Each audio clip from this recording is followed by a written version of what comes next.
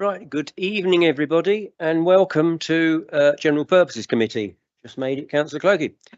For the benefit of those watching on YouTube, members of the committee are present in the chamber, and those members will be voting for the proposals this evening. Other members of the council who are also present or on MS Teams can take part, ask questions, but cannot vote. Your attention is drawn to agenda item 1, which sets the guidance out how this meeting will be conducted. But before we start, we will confirm attendance of voting members by doing a roll call. Sally, if you would prepare to do that, please.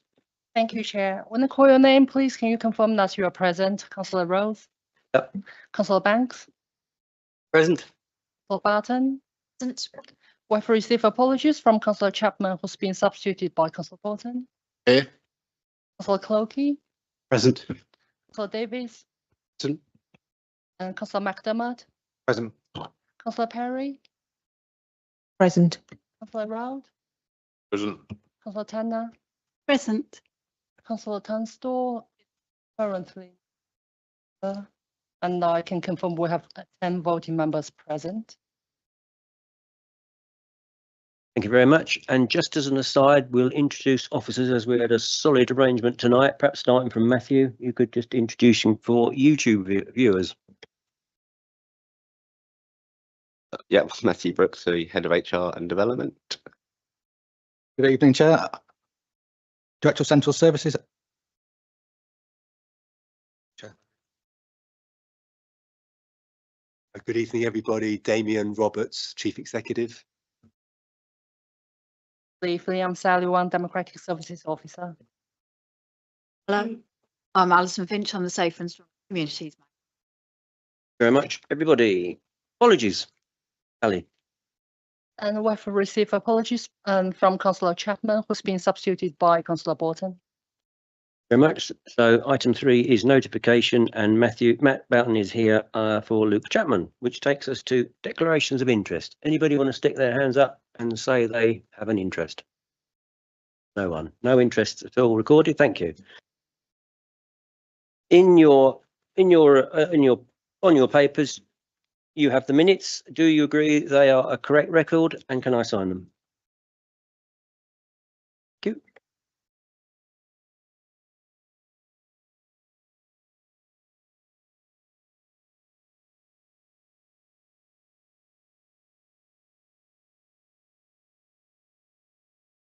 Which brings us to matters for recommendation to the council.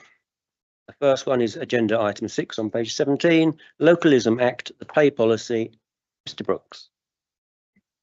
Thank you, Chair, and good evening, everyone. So it's a relatively short report, this one.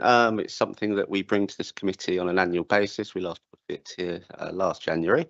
Essentially, it's a requirement of the Localism Act that all local authorities have to review their pay policy statement each financial year, which we've done. And as you may well note, and as I've stated in the report, that there are very little changes to the updated proposed pay policy statement for the 26-27 year.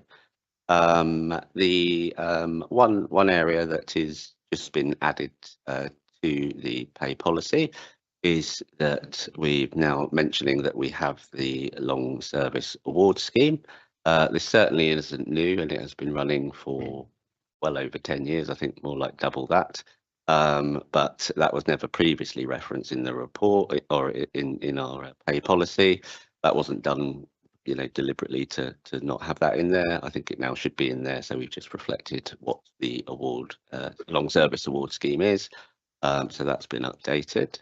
The only other minor changes within the report are the pay multiple data, which has changed ever so slightly from previous years. So just to flag up the main areas, which are that the pay multiple between the highest paid post in the organisation and the lowest paid is a multiple of 5.88, and that's slightly lower than the previous year, which was 6.15. The pay multiple against the median salary and the highest paid salary in the organisation is a multiple of 4.17, and that's risen ever so slightly by less than 0.1% from the data from last year. And similarly, the pay multiple against the mean salary, highest paid salary, has risen less than 0.1% to 3.54. But overall, the actual pay policy statement is nearly identical to previous years because there's been no substantial changes to the way we make appointments, where we place staff on grades, to our job evaluation scheme or anything like that. So it's simply updated, which we're required to do. Yeah, we'd be looking to implement that from the 1st of April. Thank you. Thank you very much. Members? Councillor Clegg. Thank you. There are two what I hope are quite small changes that I'd like to suggest if the committee's happy with them. One of them, and it leans slightly forward into the next agenda item. I understand why there's some resistance to adopting and being certified as a real living wage employer, but I wondered if it would be okay in section 3, where we have a series of bullet points that says the award is determined by taking into consideration a number of factors. We add a bullet point to put in the level of the real living wage as a bullet point there, which wouldn't commit us to it, but would ask us to consider it alongside inflation and demand and so on. And the second suggestion I'd make is at the bullet point that says inflation levels, we add the text including relevant official statistics and the ONS lead inflation index. This is because looking at our reports, I see we don't make any reference to CPIH, which is currently the ONS's recommended lead indicator for inflation. Matthews, you're going to respond to that one, please? Thank you. Yes, I mean, that's something we can consider in terms of looking at our pay award. All staff have in their contracts that we will look at the RPI. Doesn't stipulate the CPI or CPIA. And in relation to the real living wage, as you say, that's going to be covered. Does that answer your question, Councillor? Well, I just wondered, is there any problem with including it within the policy as something that we consider? Chief Executive. We don't at the moment. That would represent a policy shift, and it would mean that if you included it in the paper that you would have to give it some weight, and at the moment that isn't necessary. So I think ultimately it's going to need to be a member decision. Technically you can add it in, but it is a shift in council policy, even if we're not bound fully by the outcome. Thank you. I'll propose those changes then. And you have a seconder? Right, so we now debate that item. Councillor Clokey, I think you need to repeat word for word what you've just said, because I'm sure we weren't listening that hard. Okay, sorry. So on the inflation one, after inflation levels, add including relevant official statistics and the ONS lead inflation index, and then add a new bullet point for the level of the real living wage.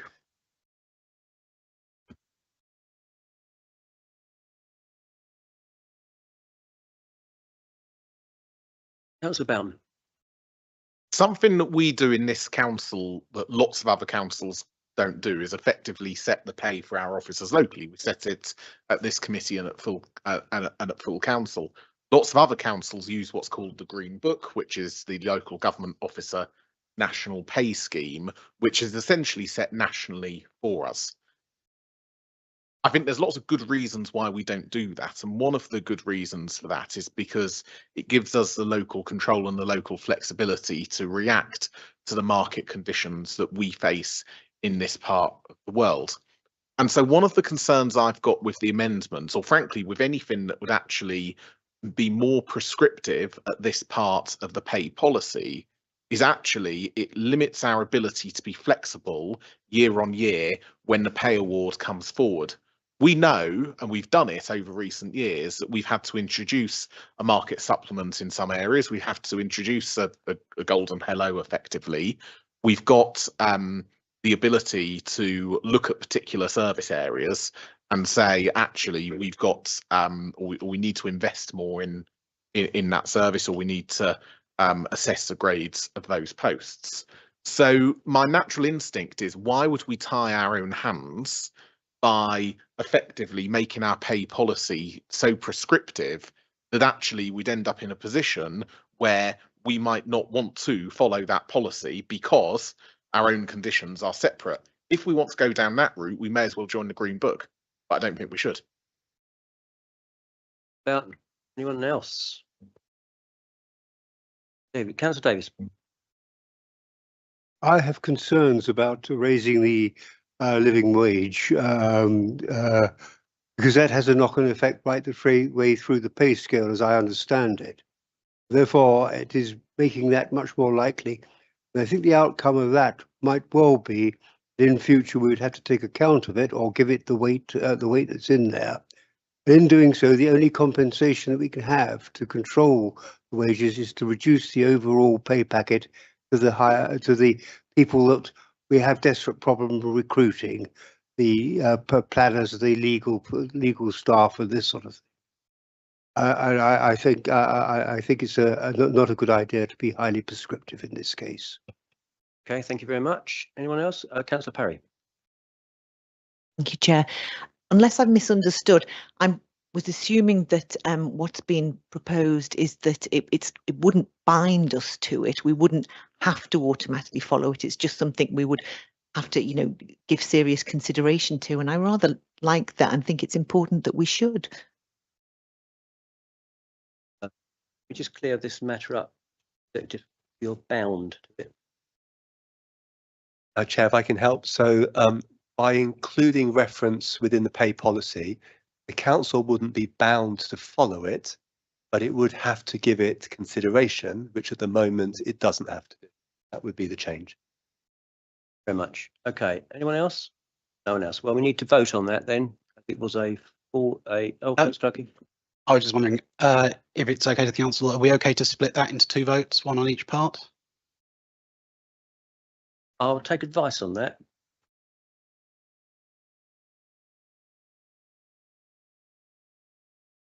Oh, one moment while we bloodline.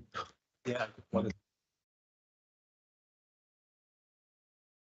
My recollection is that we can, if the committee is agreed to doing that.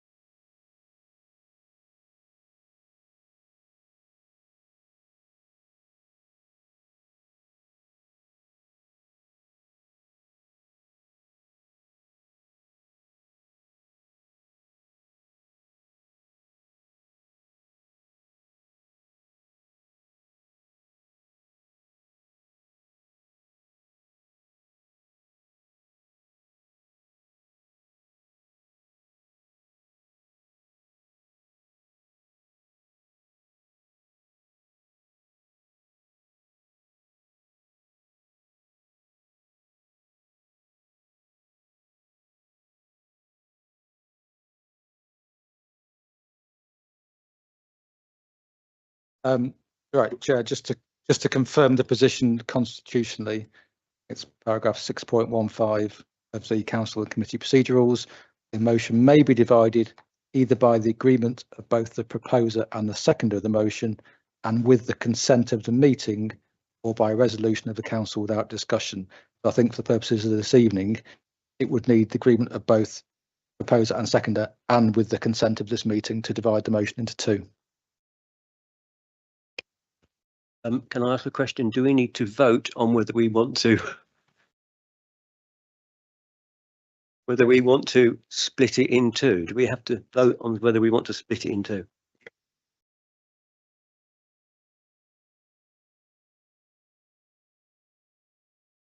So we need to vote on whether we want to split it in 2. So all those and if we don't vote to split it in 2, we take it as 1. Right. Okay.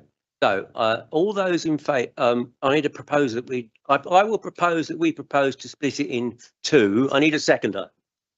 Thanks, Clerky. Right. So all those in favour, voting members, all those in favour of splitting this in 2, raise your hands if you're for. and those against.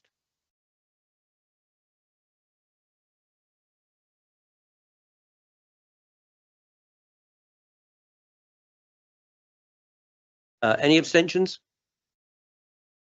Oh, you're abstaining, are you, Kim? Okay, so it's not split in two, it's taken as one then, okay? Split into two, sorry, yeah, sorry, it is split into two. So now we will vote for the first one and then we will vote for the second one. Okay, so Councillor Clunkey, just remind us the first one So again. the please. first one is the one on expanding the inflation levels to say includes relevant official statistics and the ONS lead inflation index. So all those in favour of those words being added to the pay policy?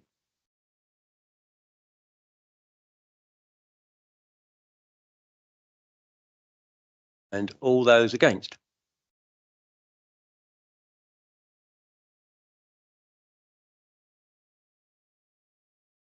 So I get casting vote, and I vote again, not to.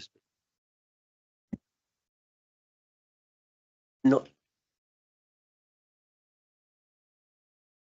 Weren't we splitting it first?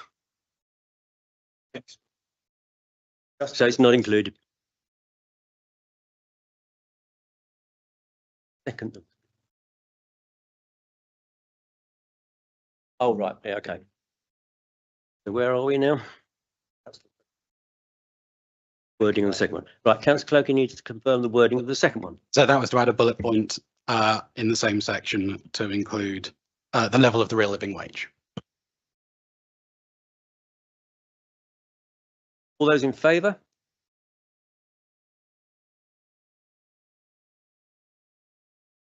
And all those against?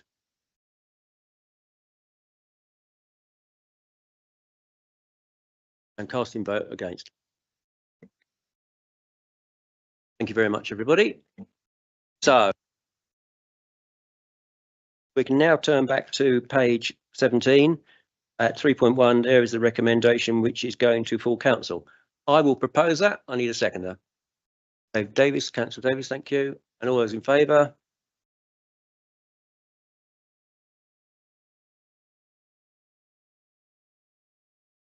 All those against? Carried them. Thank you.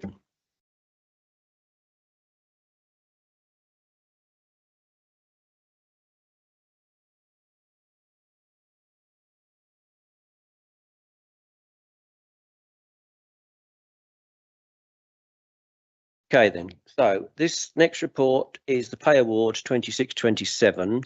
I propose to let the Chief Executive introduce it. We will then give Unison the chair to present to us. They will get 10 minutes and then we will debate from amongst ourselves. However, I do need to move that we allow a Unison to address the committee under Council Procedure Rule 10.11. 50% of those must vote for this, otherwise they are not allowed to present. So all those members, if you're in favour, please raise your hand. Oh, I need to propose it. I will propose it. Could I have a seconder? I can Councillor Boughton fine over it. Okay, that's good then. So I now let the Chief Executive introduce the item. Thank you. Thank you very much, Chair. Just by way of context, this is a report that the Council considers every year. We know that we're heading towards the annual budget setting full council when we're talking about the annual staff pay award. And as a public service organisation, of course, our staff are definitely our most important and valuable asset. And it's consistent with that as a council, you invest most of our operational resources in our staffing. Can I start by just thanking our Unison reps and indeed our wider staff reps for the work that they have done on the pay award, but also the work they do every day representing the interests of their members and of our wider staff, because I think they do a really, really good job. And they're certainly committed collaborative and forever reasonable. And I'm incredibly grateful, and it makes my job as chief executive so much more straightforward, because it really feels like everyone is pulling in the same direction. So just wanted to pay tribute to them. Let me start with one of the challenges that I think the Pay Award has the opportunity to help us address. And that is one of the challenges that we certainly are facing. We're feeling the pain of it, but it's also a challenge that affects the sector as a whole, and that is recruitment and retention. I think we're maybe more challenged because of our proximity to London, and the fact that more and more London boroughs are offering, well, they offer certainly higher wages than we could certainly compete with, but they're now increasingly offering the opportunity for people to work without necessarily having to go into the office. So people can stay in their homes and have the benefit of those much higher wages working for a larger organisation. But the recruitment and retention challenges are particularly acute at our M-grade roles, so our professional officer roles. Almost every group you can think of, from IT, our lawyers, our environmental health officers, our planners, our building control officers, our engineers, and increasingly the case that when somebody leaves, it can take many months, if ever, to be able to fill those posts. And we have posts where it almost feels like need to give up, because we go back to the market again and again and again, and we're lucky even to get one applicant. And when you're a small organisation, not being able to fill posts can have a dramatic impact on the service. A service can go from high performing to low performing very, very, very quickly, just because we aren't able to recruit to a key role. The challenge we have, though, I think that's more acute, is we have a significantly aging workforce. That means that a significant number of our workforce will be retiring every year. And we are definitely seeing that at the moment. And we've lost a number of long-standing members of staff in recent months. And the fact to go through the painful and long process of recruiting to those roles. That takes time, it takes effort, and it puts significant strain on those teams while we're going through that process. And I think when we're going through a recruitment process, we want to do everything we can to get to a successful outcome without having to go through that loop again and again and again. We're also a very lean organisation. I've worked in a number of councils, including a number of boroughs and districts that was quite efficient, I thought. But this council is the leanest by far. What does that mean in practice? It means that we don't have a lot of resilience, so that when we lose staff and we can't fill the post because we're not competitive, that's very, very difficult for us.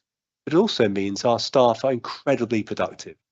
You know, relatively small teams definitely punch above their weight and deliver really good outcomes that almost you wouldn't imagine is possible, given the low level of staffing and low level of resource that we do. And it's a credit to all of our staff that they deliver the outcomes they have, given that our staff numbers are significantly lower than other equivalent councils. It's also the case that our staff are hugely committed, and therefore our approach to the Pay Award, really important that it comes across as fair to all staff. And certainly that's something as your chief executive that I certainly put a lot of time and effort into making sure that the actions and policies of the council impact fairly on all of our staff. A challenge that we're starting to feel now is the challenge of local government reorganisation that creates significant uncertainty for our staff. And I have to say they've been absolutely brilliant and really focused on delivering council priorities, delivering high quality services. As we get closer to local government reorganisation, I think it's inevitably going to bite more. Staff are going to think more about their choices and whether it's right for them to continue to make a long-term commitment to the organisation. And as chief executive, I certainly want to make sure that pay is not the reason that we lose staff in that period of uncertainty, where we're trying to deliver all that we need to do to make sure that we transition successfully to the new council, while at the same time making sure that we're keeping frontline services going and continuing to deliver well against your priority, member priority. It's of course vital as an organisation operating in the market to remain competitive, to make sure that we don't fall behind other organisations, and that staff who work here and commit their time and effort to us feel that the pay that they receive is fair compared to what they may receive elsewhere.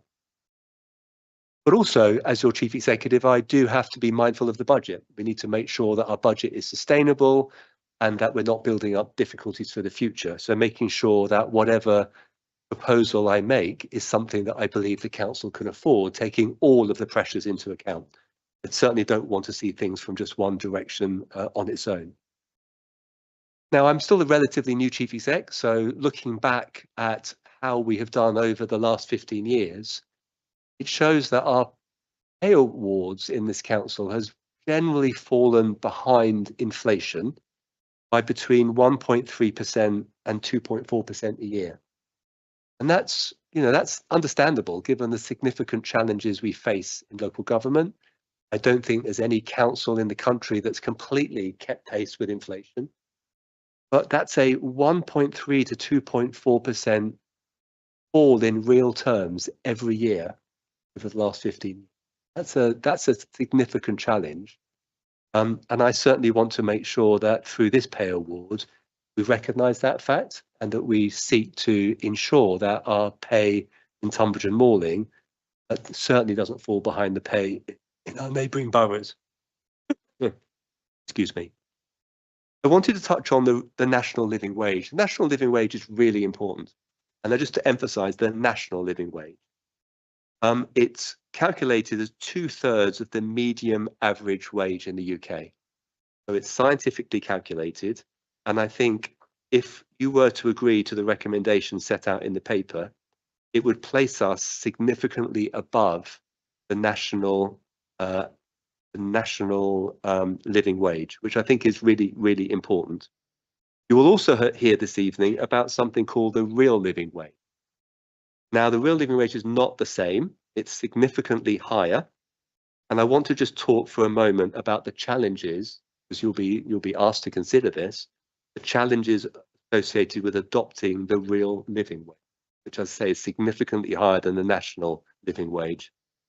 The first one, and this is the one that concerns me maybe the most, is that as a council that has an aging workforce, it is really important that we bring in new talent, that we train the next generation of those people who will eventually, hopefully, become our finance officers, our planning officers, our building control officers, our lawyers, our accountants, etc. But what I've seen, certainly in the time I've been here and looking back, is that it's become increasingly difficult for us to recruit to those entry-level jobs because those grades have been lost as a result of the policy decisions that we've made over a number of years. And many of those entry-level jobs are young people who finish school, who finish university, finish college, they're living at home. They just want to get a foothold in the employment market. And we want them to come and work for us because we want to train them and, get them excited about the future of local government. But actually, because of our year-on-year wage policy, those entry-level grades have disappeared.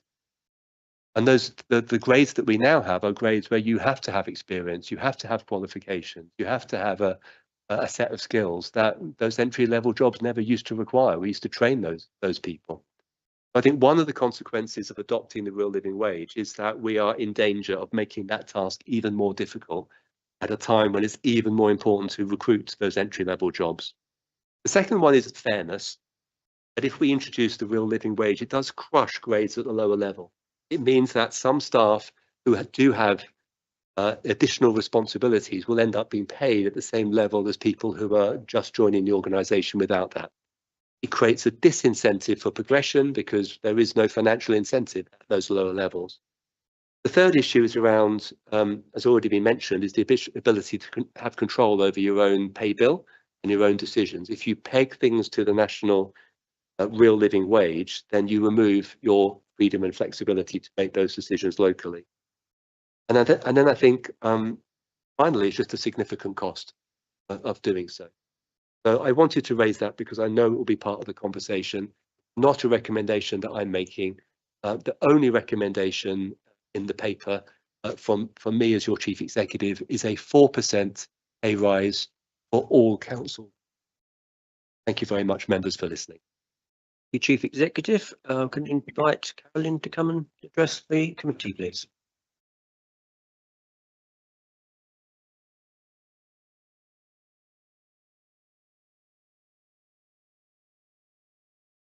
You are allotted 10 minutes, 7 minutes more than a planning meeting, but well.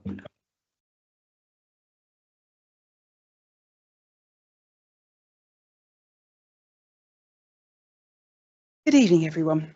Thank you for this opportunity to present Unison's response to the proposed pay. My name's Carolyn Nell, and I'm chair of the Tunbridge and Morley branch of Unison, and I'm joined by another member of our committee. I'm also conscious that this meeting is being live streamed, and many more of our members are also watching tonight. So what I'm presenting isn't just on behalf of our committee. It's a transparent account to the workforce about where we are and what we're asking for. Firstly, we want to acknowledge that the 4% proposal represents real movement. After last year's settlement, this feels like a genuine attempt to engage constructively, and we appreciate that. But we're here to make the case why TNBC should go a bit further. Though it's a step in the right direction, 4% still falls short of what's needed to truly address the challenges we face. This isn't just about numbers, it's about ensuring that TNBC remains a competitive employer that values its workforce. Our request for a modest 4.5% increase alongside permanent real living wage accreditation would lift this agreement from an acceptable compromise into one that genuinely demonstrates commitment to staff retention, fairness and long-term sustainability.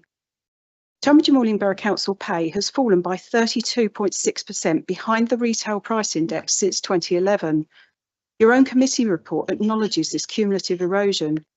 For someone at the top of their grade who cannot progress any further, that's thousands of pounds of lost income over the years. The 4% proposal barely exceeds the current RPI of 3.8.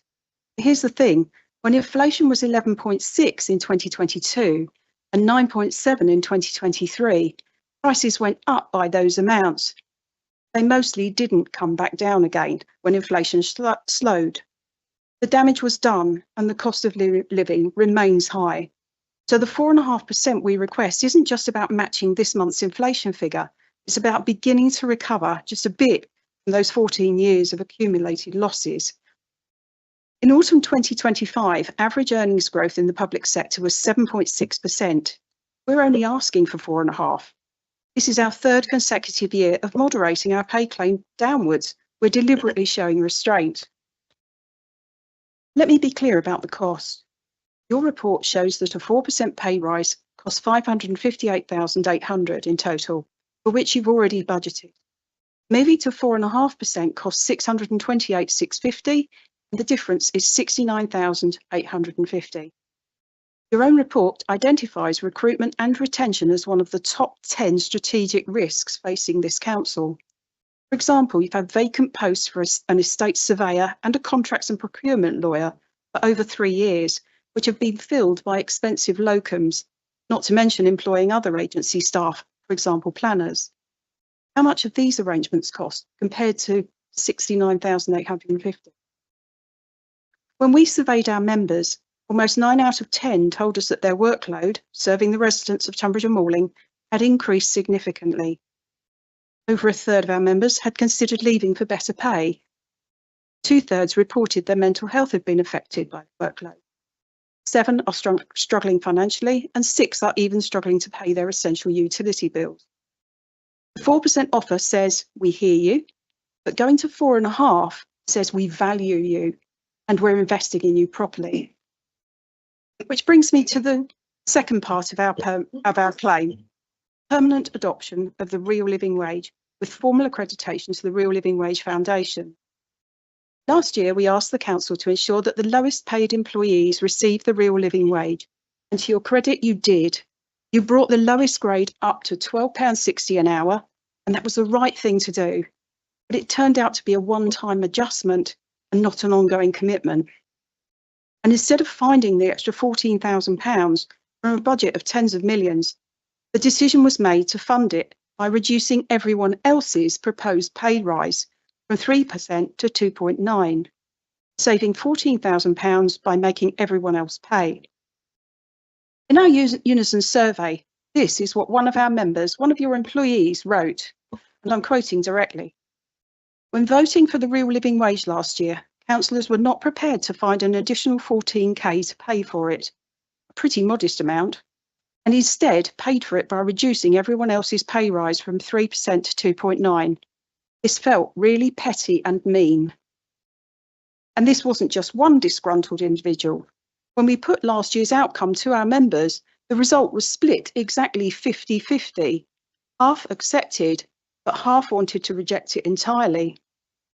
So yes, you brought the lowest paid up to the real living wage levels, but the way it was funded, taking from other staff to pay for it, broke something. It damaged trust, morale, and goodwill in the face of growing workloads. That 14K would have bought priceless morale. This year, we're asking you to go just a little bit further, to make the real living wage permanent and to seek accreditation. The 4% proposal for all staff doesn't maintain the real living wage. It brings the current £12.60 up to £13.10 per hour, which your report claims is comfortably above the government's national living wage of £12.71.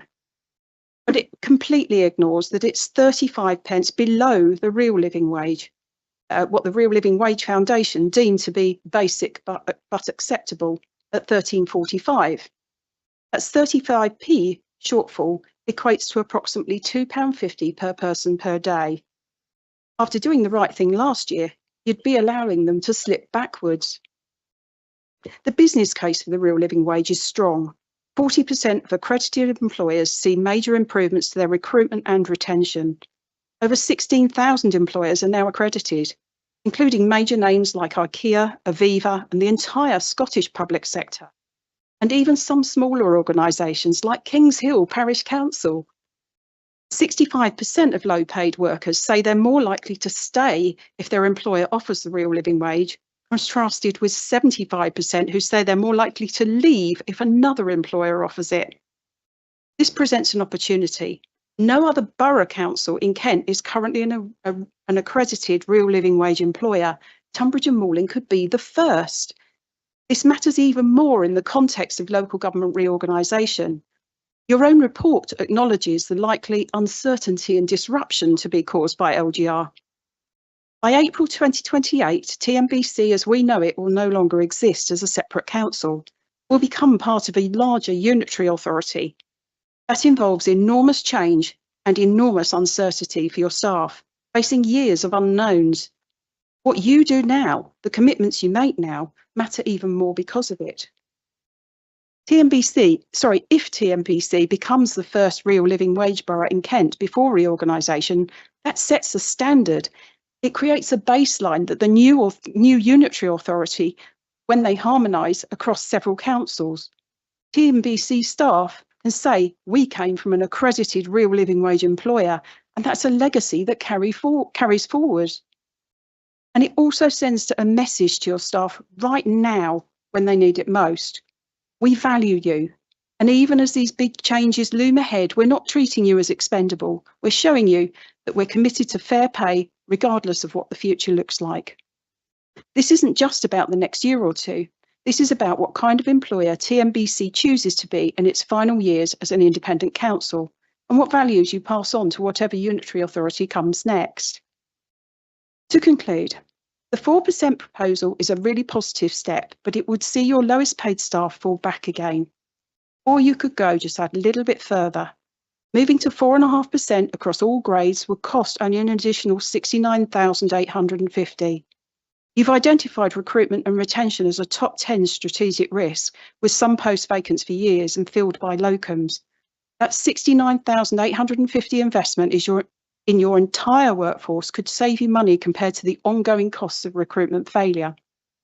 It would also help rebuild the trust that was damaged. Combine that with permanent adoption of the real living wage with a commitment to seek formal accreditation from the Real Living Wage Foundation, making us the first borough in Kent to take this step. You have a chance to create a positive legacy for the new unitary council to follow.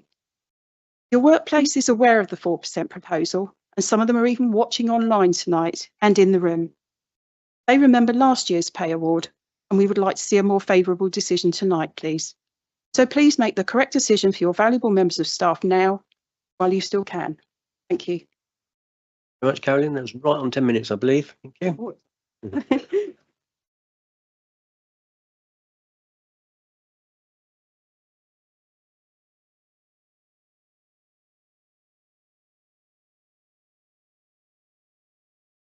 Okay, members, thank you very much again, Carolyn. I'll turn to Councillor Clokey because I believe you might be pushing something forward.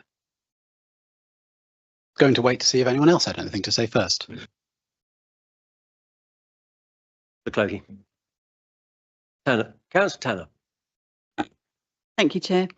Anyone that knows me will know that I'm always really keen to show our appreciation to our officers for their hard work. I think I've proved that over and over in the past. And I do understand the requests that have been put forward. But in today's economic climate, 4% is actually quite a good increase. And it's in everyone's best interests for us to stay within budget.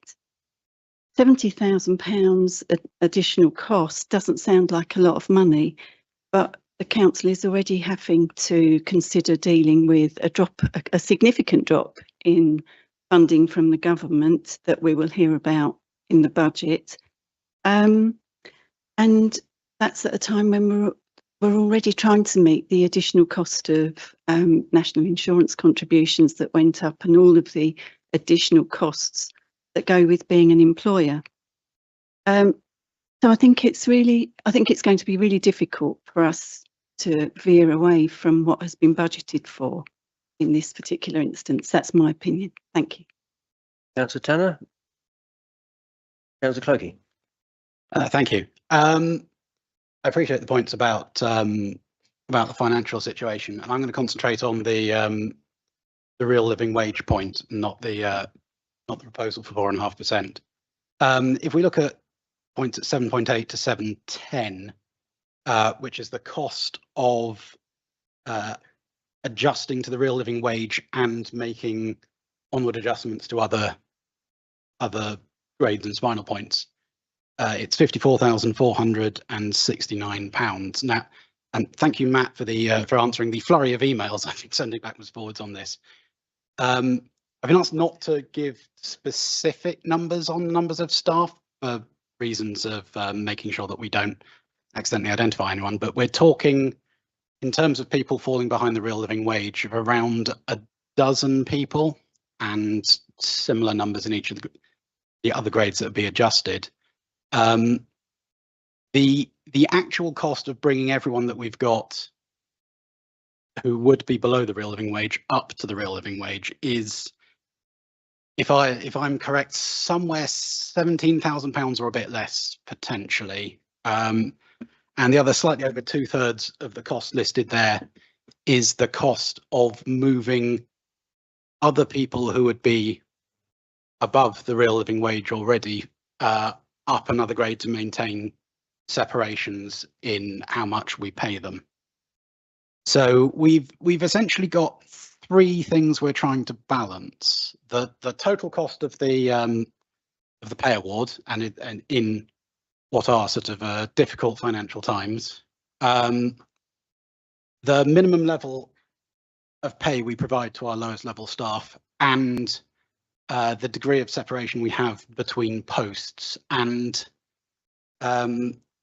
we've essentially talked about how we might flex the first and how we might flex the second. And I don't think we've given a lot of consideration to how much we might flex that third point. And I do understand the reason why there's value in maintaining those grade separations. But as always, these things are trade-offs, and I'm not sure if we've struck quite the right balance. I'd be interested to hear what officers and other committee members have to say on how we balance those three aspects.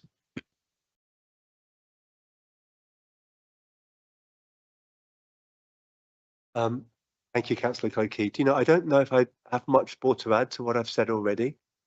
I think pay differentials is a really important part of this. I think crushing the grades and creating a situation where the grades no longer align to levels of responsibility is very problematic when you are wanting to make sure, a fundamental thing about the pay policies, it must be fair, it must be deemed to be fair, and it must recognise different levels of authority, responsibility, skills, and experience. And I think I've already set out what some of the disadvantages are of adopting real living wage in terms of the impact on our ability to particularly to recruit to entry level. Very much. Anyone else? Councillor Bowden. Thank you. There are 4 points that I sort of wanted to raise. The first kind of links back to something that I said earlier in relation to the previous item. And just while Carolyn was making her remarks, I was looking at the Green Book and what the pay claim is for the NJC for 2026-27.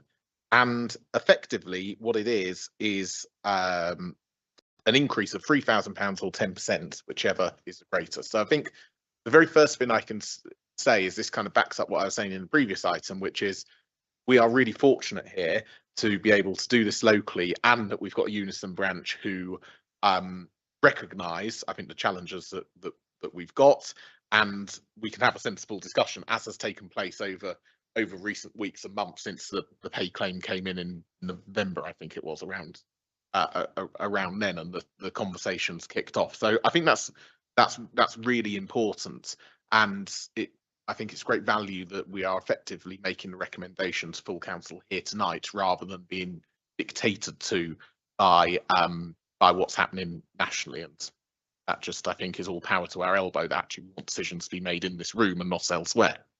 So that's the first point to say. So I think we're in a good place in terms of we start the conversation with a degree of great respect on both sides, from members here to Unison and vice versa. I also think there's a really important point, Damien's just mentioned it, around actually the pay differentials, the pay policy, the crushing of grades, because it isn't the case, and I don't think this is the case from my interactions with members and officers, that actually where you are in terms of where your job sits on the pay scale matters as regards to whether you're kind of respected or not. We've got the chief executive and the deputy chief executive in the room here, but actually that isn't to say that the deputy chief executive and the chief executive are the best at every jobs in the world. I'm sure both would admit that neither of them are planning officers, for examples. So so again, I just think it's really important that we've got this sort of we've got a good environment here, and all of the officers who I interact with are incredibly respectful of that. We have very few, if any, bad eggs at all. And I think a lot of work has been done over the culture. Damien referenced in the previous item that we've had a number of long-serving staff who have retired, which is perfectly legitimate. They've worked here for a long time for a reason. That's because it's a good place to work, and I don't think that we should lose sight of that at all. And that, to me, is really important. Actually, people want to work at Tunbridge and Morling, they enjoy working at Tunbridge and Morling, and we need to make sure that the environment around that is as important as the pay itself. We've done a lot of work recently around new starters, around making sure they feel valued. New starter inductions have started. You get a much more comprehensive pack than perhaps you did in previous days.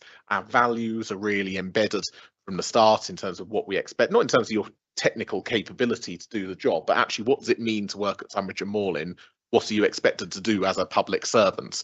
And I think that has really helped. I was talking to a new starter, a reasonably new starter, the other day about this, and they were very complimentary about that too. So that's a really good thing. The third point I wanted to raise was I am incredibly concerned, and this comes back to the living wage issue here, about how we recruit staff into the organisation that can then grow. Effectively, how do we make sure we've got enough jobs where we can actually get people in when they finish school or college or university, and then they can forge a career with Tunbridge and Morling thereafter?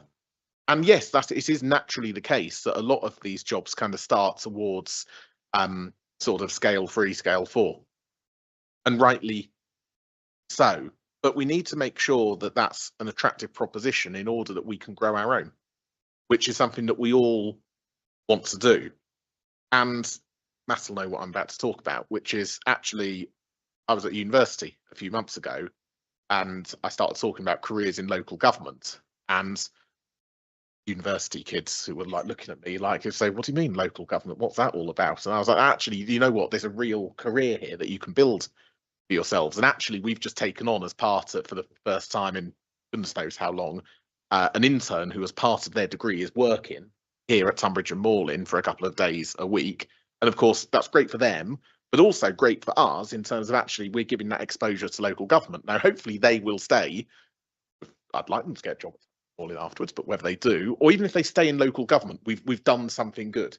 But of course, we need to have the ability to kind of have that entry route in, really, to make sure there are enough jobs that perhaps aren't paid a great amount, but actually the work's there for them to do. We need to make sure that that we've got the opportunities available, particularly where we are in terms of our proximity to London, and also the issues with the cost of living around here. And the reason I say that is because we know that without a university nearby, lots of people get to 18, they go off to university and they never come back.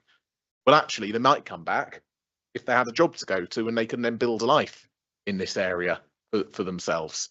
So again, incredibly important. And the fourth thing I wanted to point is something that Kim's just touched on, which is our financial outlook is been because our finance service has run very, very well for a long time. That's only getting more challenging. We'll touch on this more overview and scrutiny tomorrow, but the provisional local government settlement, which is all likely it's going to be the local government settlement that we get, has us having the second largest reduction in the whole country in terms of our core spending power that has come from the government. So the financial pressures on this council are way above and beyond anything that we have faced before. And actually, I think it's sort of, if anyone thought we'd had austerity, this government wants to have austerity on steroids. So we've got a really difficult place here. Now, actually, because we had planned for the worst case scenario, and because we're financially in a really good position, as we'll discuss more overview and scrutiny tomorrow, I'm sure, we're actually in quite a good place in terms of navigating through that, but it's not because of any outside assistance. But it does mean that we are going to have to scrutinise very carefully each proposal that comes forward that results in additional expenditure, whether it's 14,000 or 140,000 too. And I just don't want us to lose sight of that, because that's incredibly important if we are to maintain our financial stability. And we've got a big unknown coming up in the next couple of years, and that big unknown is the costs of local government reorganisation. I mean, I'm sort of supposed to know the answer to this question, but I don't, is the truth, which is how much is local government reorganisation going to cost? The only thing that we do know is that we're going to have to pay for it ourselves, because the government have said, we've given you all the money that we've given, which is basically spent already across Kent, and you're going to fund this process yourselves as all the local authorities. So what we're doing, and what all of our neighbours are doing, is we're having to make sure that we've got the freedom and flexibilities within our budgets to pay for local government reorganisation. Now, we're going to have to address this next year when we'll know what's happening and when it's happening. But at the moment now, I feel quite uncomfortable in terms of any proposal that results in additional expenditure, because we have got this big cloud above us and we don't really know when it's going to rain and how hard the rain is going to be. So I'm basing all of that on what we've heard. I'm reluctant to look towards any proposal that would effectively increase the cost pressure than what's on the paper in front of us. We have gone to 4%, which was, as recognised, and Carolyn actually said this, is further than we've been, and it's in the papers too, in much of the last few years. And I think all things considered, that puts us in a very good place. I appreciate that was lengthy, Chairman. Thank you for indulging me. Thank you, Councillor Boughton. David Davis, did you wish to say that? Oh, yes, please. I'd certainly like to thank the Unison members for putting their case, and a very, very good case that they put. But I do have this problem with I understand completely the need to keep the scaling right within us.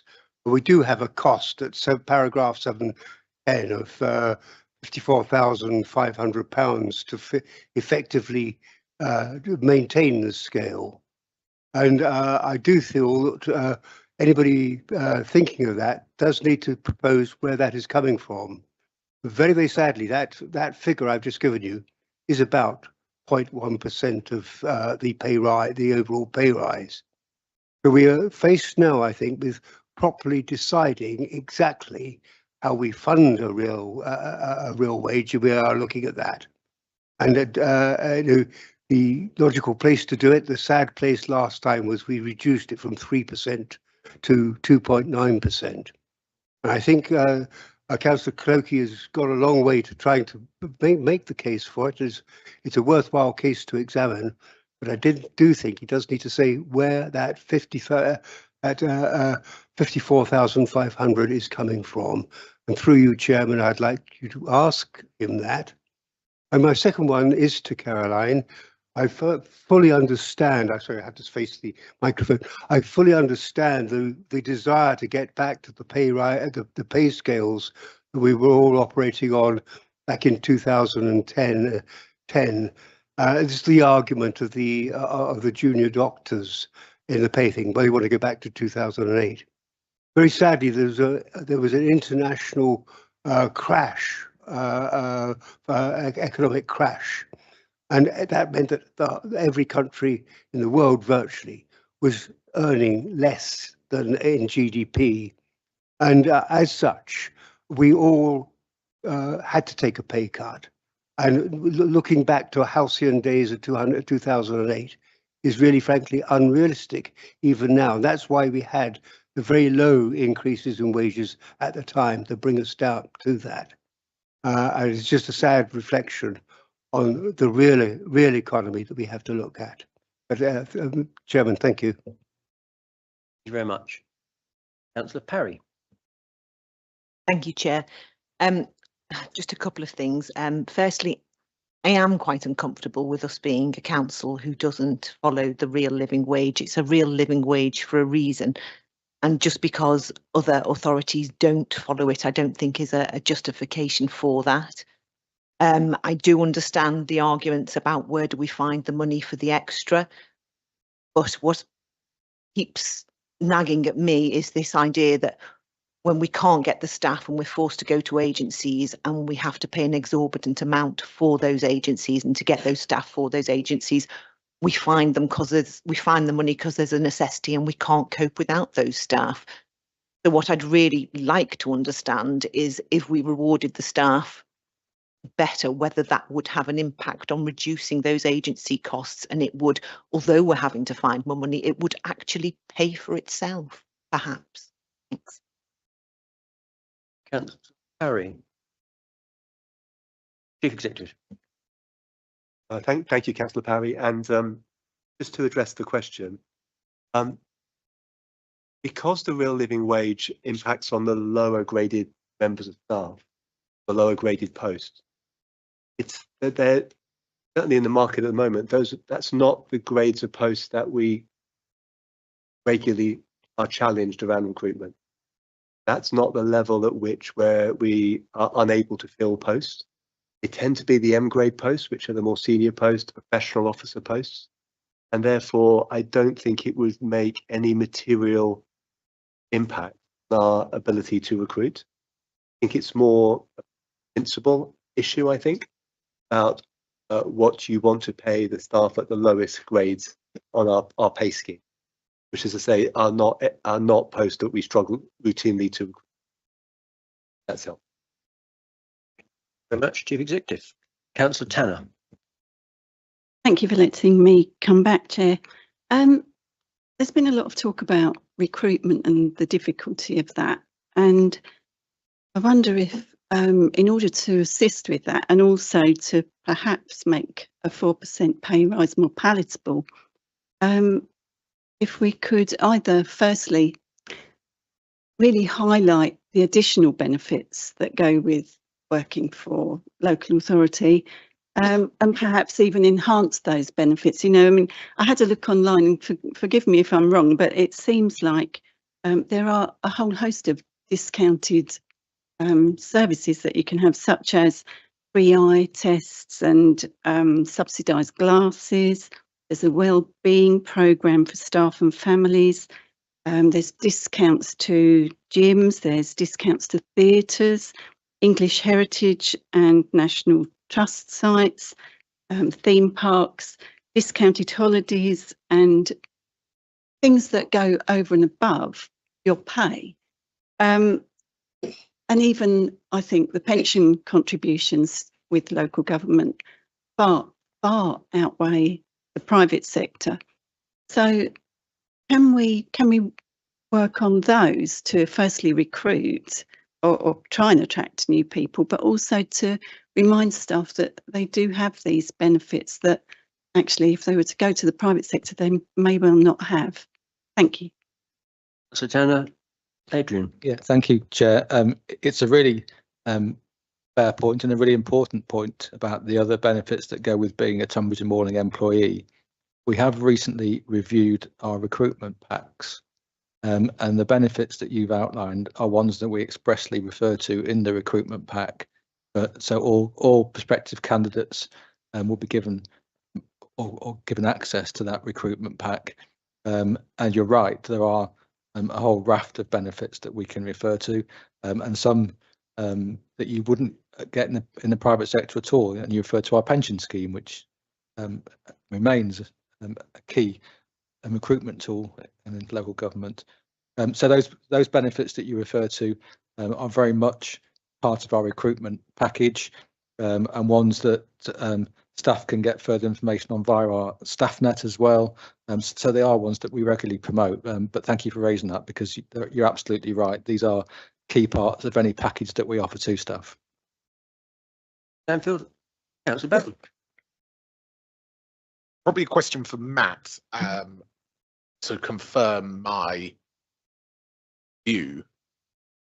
I think Bethan mentioned would go into the real living wage reduce our dependency on agency staff. My understanding, and from everything I've seen, that most of our agency staff are in the M grade roles. So therefore, us moving to the real living wage, what impact, if any, would it have on our ability to reduce the reliance on agency staff? I think that personally, I think there's sort of two different issues there, but I'm happy to be corrected by anyone at the top table. Yeah, thank you. Yes, you're absolutely right.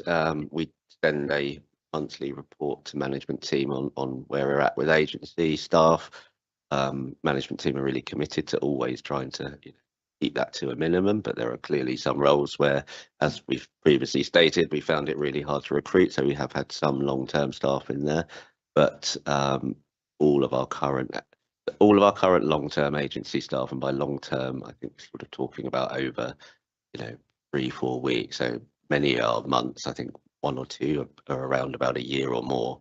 They are all in the M grade area, and quite senior M grade posts, so sort of above M8 even. So we do have the occasional use for agency staff, whether that's just an additional capacity, whether it's covering unfortunate long-term sickness, across the piece. But that is genuinely always short term, sort of certainly no longer than a month. So it's absolutely right that it's at the M grade, and similarly, the posts that would fall above the real living wage, if a 4% pay award was applied, we've had no, I think it's already been stated, but we haven't had any recruitment difficulties to those posts, and retention in those posts is long term, good, because yeah, where we're at above the national living. Okay, thank you very much, everybody. Right, so I've heard nothing against what is laid on the papers in front of us. Therefore, I will move from the chair that the recommend to council to apply a pay award of 4% to all salary scales with effect from 1st of April 2026. I would like to propose that. Alex will second that. Thank you. So all those in favour?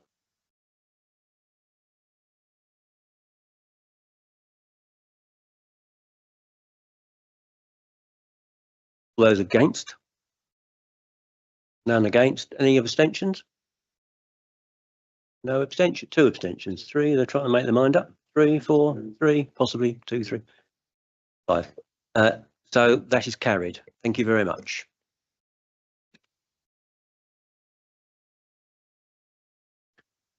Okay. Let's move to page 55, item number 8. These are matters for these are delegated items under for decision under delegated powers. First one is member development strategy. Matthew, thank you. Thank you very much, Chair. So I'm sure you'll all remember at the last meeting of this committee in October, we discussed the notion or the idea of bringing a member development strategy to yourselves. It was also agreed by this committee that we'd survey all members to ask their opinions about the direction of travel, what kind of things should be included in the strategy. Which took place in December, and we had a very positive response to that. We had 25 responses, which I think anyone who's ever done much work with surveys, that if you get that kind of percentage, you have to be happy with that. It was anonymous, so we don't know the spread of members who or any individual member who has responded. But it was good that we got such a positive response. So thank you to everyone who took part in that. And obviously the purpose of wanting to develop a member development strategy is to ensure that all members have the skills, knowledge and confidence to support the council's priorities and obviously continue to deliver effective governance. What the survey findings showed, which is really positive, is that 96% of respondents felt confident or very confident in their roles. So I think that's really pleasing. Obviously, we really prioritise member induction after the last election, so hopefully that went a long way to that very positive outcome. I think the other sort of real big area that I found personally very interesting was that it's clear that members have very different ways in which they want to engage in development activities, whether that is training or just having access to resources. There wasn't a sort of a clear way in which we should target, or there wasn't one single way that we should target all clear members. So there was a good preference for online learning. There was a good preference for sort of really short impactful sessions, which I think is hopefully a no-brainer. And there was also preference that development opportunities can take place ahead of evening sessions. Perhaps unsurprisingly, given the nature of the role, daytime sessions weren't particularly much need for that. So we'll obviously take that into consideration. So it does obviously show that there's a clear desire for lots of flexible ways in which we can deliver various learning and development opportunities to yourselves. I think I want to be really clear, we're not now saying that you are going to have to attend 50 training courses every year for the next 2 years or anything like that at all. I think what the desire to have this strategy is about actually just making information, different opportunities available to yourselves in a variety of different ways.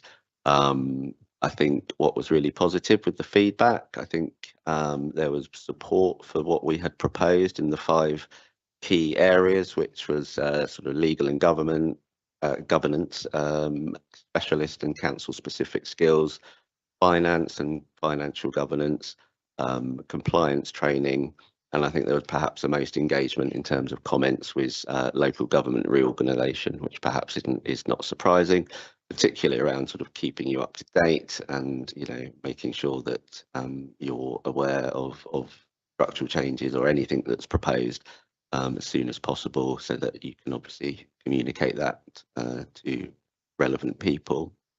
So I think we've got our key areas, which is great. The strategy will be monitored annually by this committee. That's I think is what everyone wants to see, and we will ultimately be bringing back to this committee each time and asking you to agree the priority areas and where we should really focus on initially at the next meeting in March, but obviously come up with a member development plan for the whole of the next financial year. So you can see obviously the actual draft strategy itself is annexed to the report. So I think that's all I was going to say on that, but I'd be happy to take questions. Very much. Brooks, members. Councillor Davis. I have just one small point on page 65, where looking at the delivery methods. And I spent a lifetime in either being trained or training. And a very, very useful part of that always for me was having some sort of exercise to do as a result of the training that I'd received.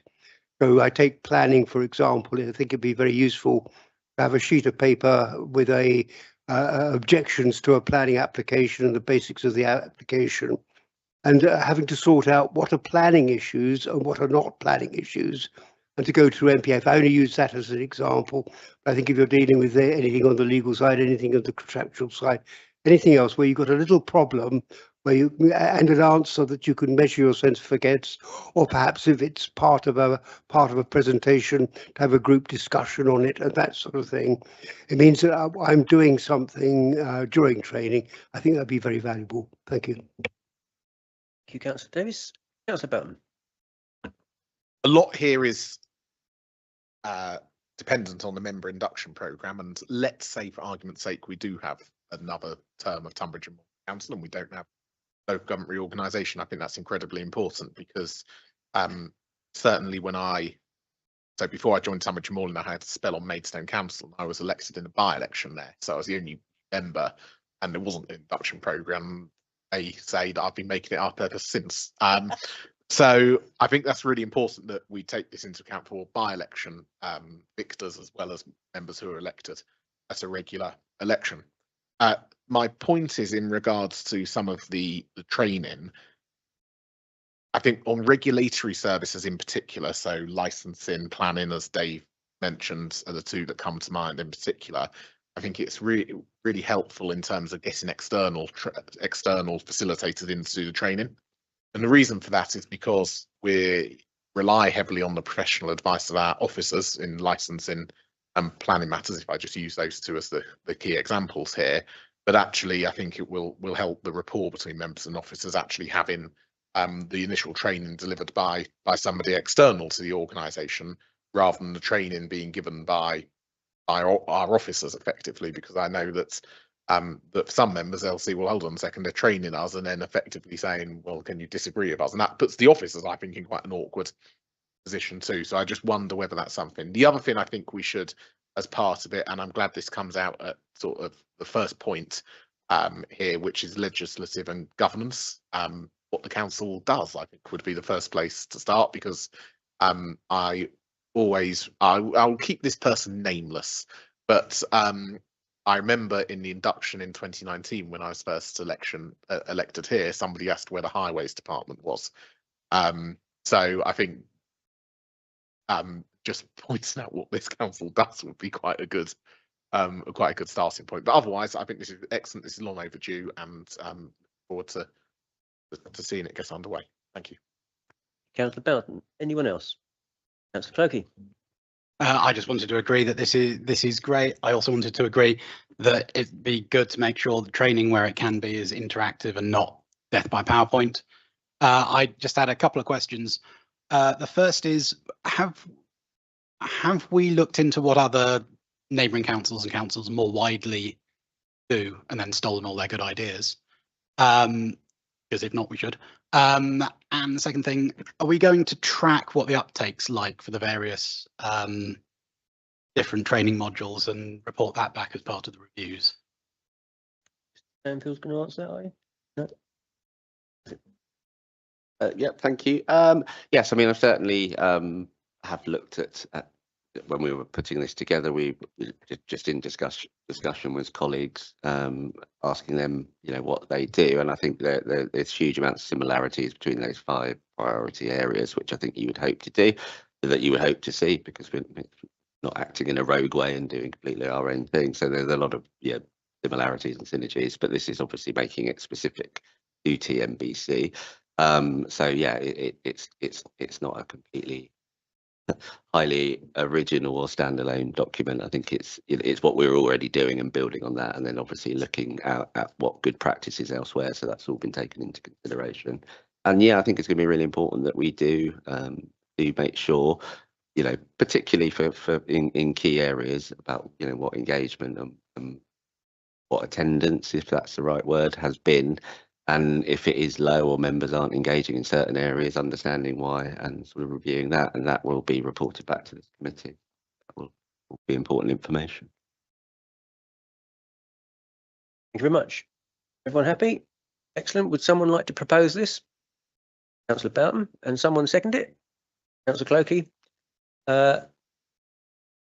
All those in favour of the recommendation on page 55?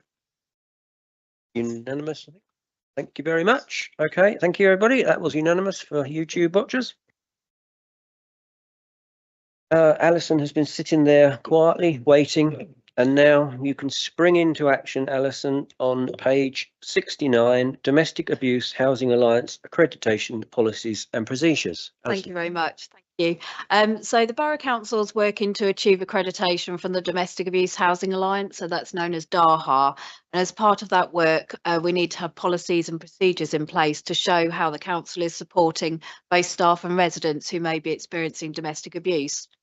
So we already had a domestic abuse policy for staff, and this has now been updated and reviewed and updated. And the policy outlined how the council will identify signs of domestic abuse among staff, respond to disclosures, and show what support will be provided to staff members, excuse me, that are experiencing domestic abuse. DAHA also requires a staff procedure to be in place for disclosing domestic abuse, and this procedure should be read alongside our policy, and that offers practical guidance for council employees on how to respond to domestic abuse.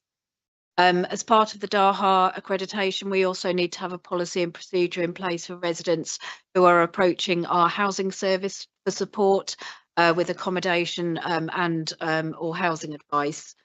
So the domestic abuse residents domestic abuse policy aims to outline how staff will respond to people approaching our housing team for reasons of domestic abuse, and it will also apply to those living in interim or temporary accommodation provided by ourselves. And then the residents' domestic abuse procedure will outline practical steps that our housing staff can take to respond to cases of domestic abuse. So we'd like to ask that members of this committee approve and adopt those policies and procedures that are set out in the. Alison, members.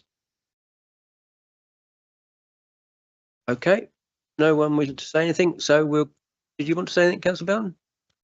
Other than say, notwithstanding the fact that the accreditation that we need to do it, actually the policies themselves are very robust in terms of should a situation ever occur, which obviously we hope it doesn't. So notwithstanding that, I just don't want us to lose sight of the fact that actually we've got a really good policy in place anyway, and I hope everyone's happy with it, and that's what the silence means. Okay then, so I will propose from the chair. Can I have a seconder? Councillor Clokey was just in there. We are going to approve and adopt the policies and procedures as stated within the report. All those in favour? Thank you very much. That was unanimous.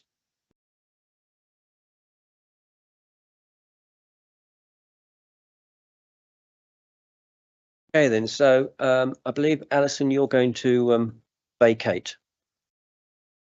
I have no items under agenda item 10. So on page 115, I would like to move that the press and public be excluded from the remainder of the meeting during consideration items the publication of which would disclose exempt information. Can I have a seconder for that? Councillor Boughton has seconded that. We need to agree it. That was agreed. Thank you very much. We'll